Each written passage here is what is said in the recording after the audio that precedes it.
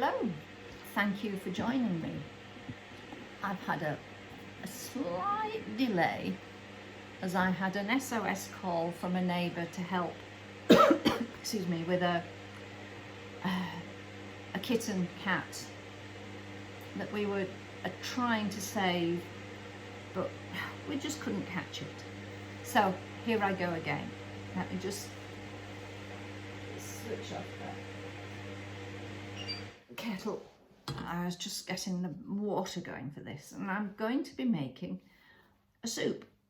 It's going to be rather delayed in the making, but hey ho. And it's basically butternut squash soup. So I like, of course, to throw in other things. So some of my cherry tomatoes, in they go. Chopped onion, in it goes. Oh. And where is it going? It's going into my slow cooker, because it's that time of year when my slow cooker comes to its forefront. A few bits of celery, just to add extra nutritional value. Oh, that smells gorgeous. Okay, and now I've just got to chop up this. I did one half and then I was called away. These seeds remind me. I, as a child, used to dry them and make necklaces.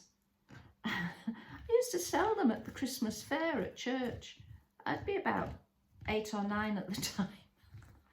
I seem to think that people bought them, but I dread to think how much or how little they paid for them, and whether they went straight in the bin.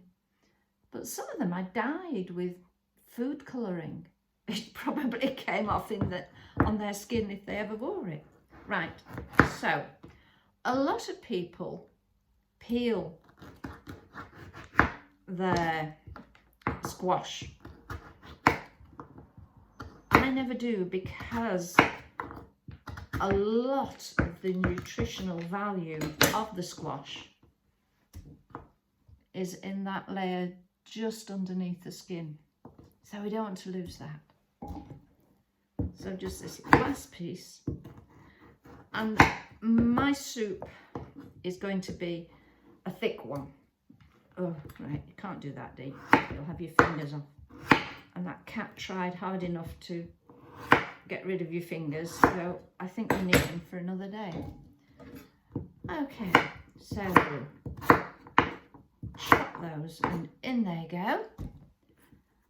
And it's not much of a rainbow, but I have got the green and the red in there, as well as the orange of the squash. Some people like to roast the butternut before it goes in.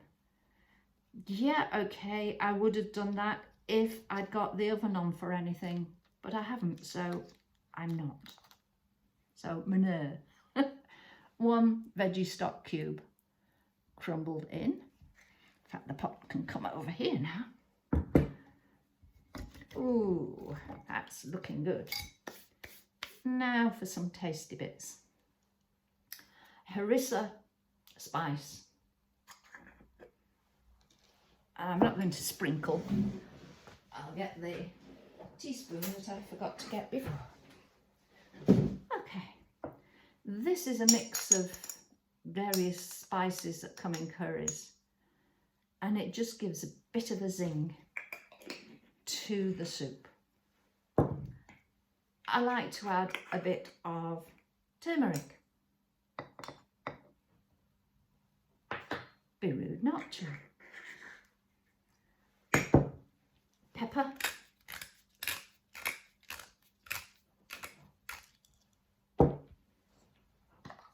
garlic, plenty. I'm being very lazy and using the very lazy garlic. And then to help with the thickening and to add protein, a healthy dose of lentils. I was saying before I diverted myself, I like my soups to be thick. My friend once described them as being thick enough for a mouse to walk over. We've never experimented with any live mice. Yeah, I've put pepper in, put a bit more in, because this pepper grinder's, I think, on its last legs. But I don't add any salt at this point, because if you add salt, then the lentils, they will go hard rather than fall and thicken the soup nicely. I will be liquidizing it, and I'll have it with either a bit of Parmesan, some cheddar cheese, or just a few blobs of soft cream cheese. Whatever I fancy. So I've just got to add the boiling water to that in a moment. And in the background I can smell the curry that I started earlier bubbling away. And it's one of the few things that I do measure. And I love Madder Jeffries' various curry books. They're my turn to for curries. I've had these books for years, but I have acquired a couple of new ones that I'm going to be experimenting with, new to me ones, for using the slow cooker. That one, and slow cooking curry and spice dishes, because it's coming to the time of the year when I will be doing a lot of things like that. But when I was rooting for my cookbooks this morning, I came across this little treasure. Denise Chadwick, Cookery Book Form 3A.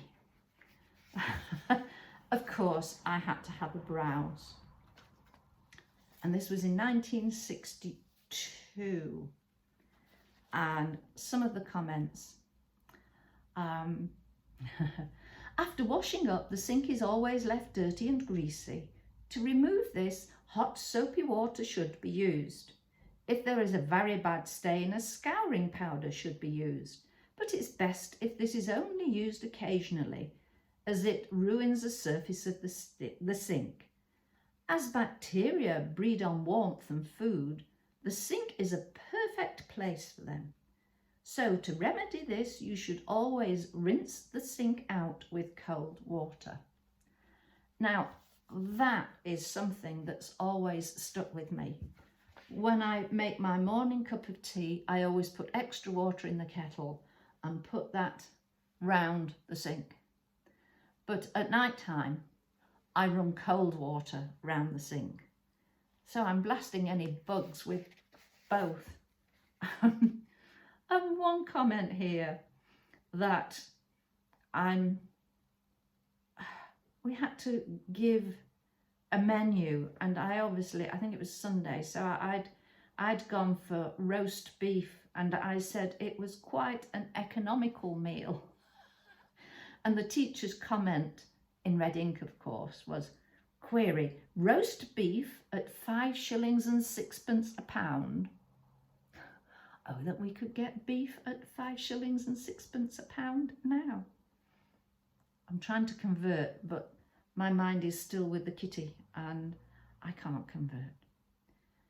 So I shall have a look through anymore. Oh, I spelt bacteria wrongly and I had to spell it out 3 times. Oh dear. Apple crumble.